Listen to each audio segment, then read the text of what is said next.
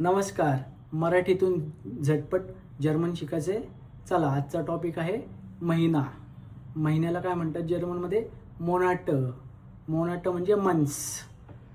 यानुवार जानेवारी, यानुवार जानेवारी.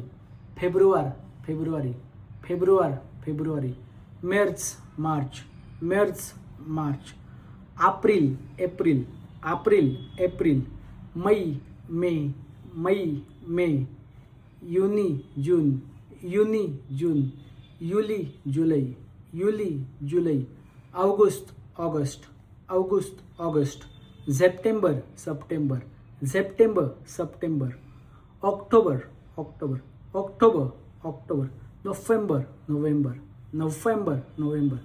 डिसेंबर डिसेंबर, डिसेंबर डिसेंबर.